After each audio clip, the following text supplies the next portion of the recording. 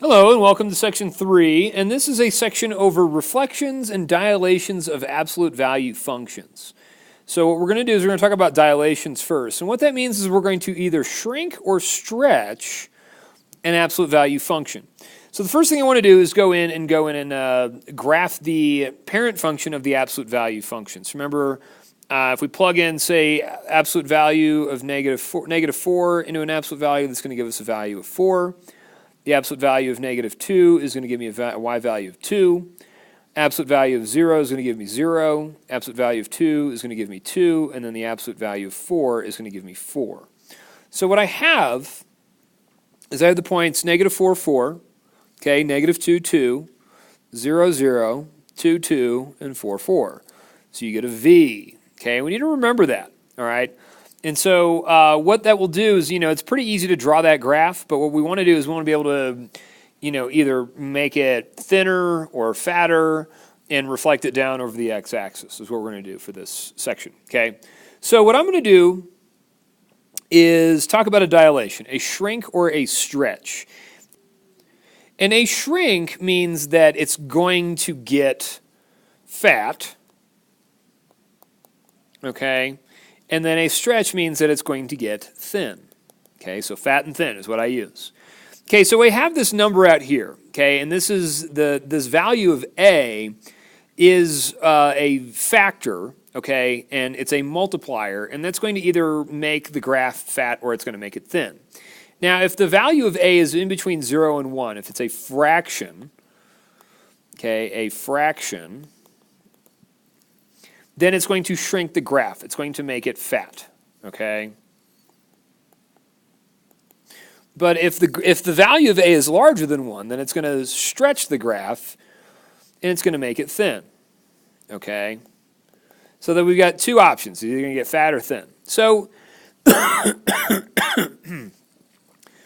what I want to talk about real quick is kind of a way to remember that. So if I'm going to get fat, okay, if my graph is going to get fat, or if someone is fat, and I'm just trying to generalize here. If someone's fat, then that means that they need to eat less, okay? Which means that my value of A is going to be smaller than 1, okay? Eat less, and that translates to that A is a fraction. A is smaller than 1. Okay, but let's say that someone's thin, then that means that they need to eat more. Okay, so that means that A is larger than 1.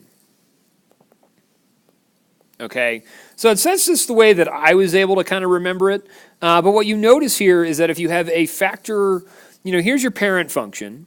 Okay, if you were to take that parent function and multiply that whole thing by 3, then what that does is that makes your graph thinner, okay? It makes it thinner, okay? And so you actually have, what I want you to notice here, is you actually have a slope from here to here of 3 over 1, okay?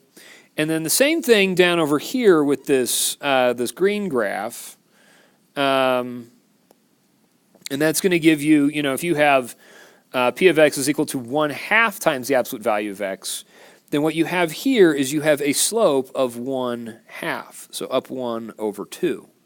So it's pretty easy to graph these. It's really not too hard as long as you know what your slopes are. So let's go ahead and practice that. Let's go ahead and graph the function f of x is equal to 1/5 times the absolute value of x. Identify the domain and range. And so what I have, here's my parent function, which is the absolute value of x, okay?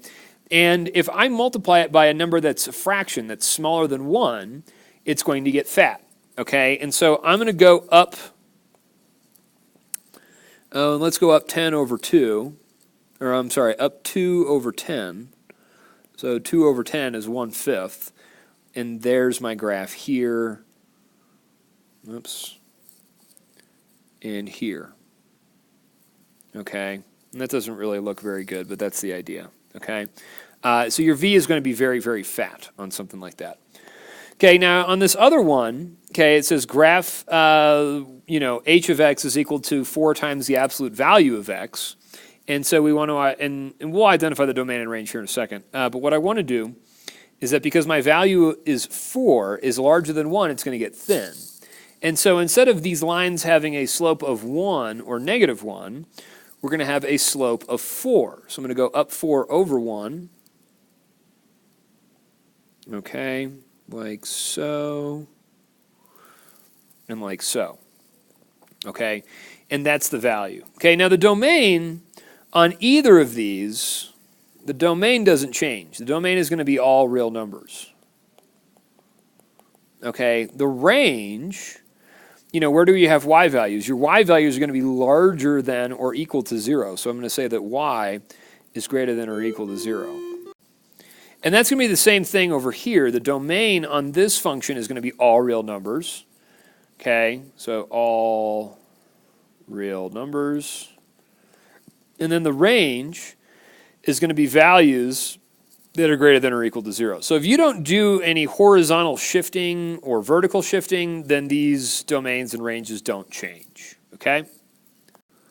So now let's talk about a reflection. And you can either have a reflection across the x-axis or the y-axis. Primarily, we'll have this across the x-axis. But let's just go ahead and take a look at this. And so what I know to happen is that if I have a reflection, if I multiply a negative 1 on the outside, if I have a negative on the outside of the absolute value symbol, then we reflect it across the x-axis here.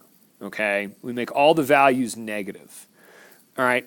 If you have the negative on the inside of the absolute value, it reflects across the y-axis, but then it doesn't really do anything because you're just replacing something with itself, okay? So, let's go ahead and let's look at a few of those, and let's kind of identify, what we would do from one graph to the next. So on this first one, f of x is equal to the absolute value of x, negative absolute value of x plus 2. And so what I would do, the negative sign here is we want to reflect, oh my gosh, over x-axis. And then we want to, this positive 2 means we want to shift the graph up 2 units. So up 2 units, okay? So what happens is I want to, you can do either or, all right? I'll go ahead and just reflect this graph over the x-axis here, okay? And so this would just be the absolute value, or negative absolute value of x. And then if I shifted this up 2 units, then I would move everything up 2 and go from there, okay? And that's the graph that I'm looking for. Okay, now we can identify the domain. The domain of this function is going to be all real numbers. Okay, all real numbers. But then we have to think about, okay, all my y values are either at 2 or they're below 2. So how I would write that is I would say that my range is that my y values are going to be less than or equal to positive 2. Okay, and so that's how we get those graphs. All right, that's how we get the range, I mean. All right, so now let's take a look over here. Okay, and what this one is, this graph, this negative sign out here means that we would reflect over the x-axis. So reflect over x-axis. And then this plus 6 means that we would shift to the left 6 units. Okay? And so what that would look like, let me draw this graph over here first. Oh dear. All right. And then if I move that over 6 units, okay, it's going to be shifted over here 6 units. Then we're going to graph the new one. Okay. And so if we were talking about our domain, okay, that's all real numbers. Okay, but if we're talking about our range, then we have values, y values are going to be strictly less than 0 or less than or equal to 0. So my y values are going to be less than or equal to 0, and that's it. Okay. So then we want to, graph something like this. We want to be able to write the equation of this graph. And so what I would do is I would say, all right, well, this has been reflected down. So this has been reflected. Let me just write. It's been reflected over the x-axis. Okay. And it's been shifted up 8 units. Okay. So if I reflect this over the x-axis, then that means, if you have your parent function, f of x is equal to the absolute value of x, okay, this is your parent function, okay, the reflect over the x-axis means that you're going to make it negative. So you'd have f of x is equal to negative absolute value of x.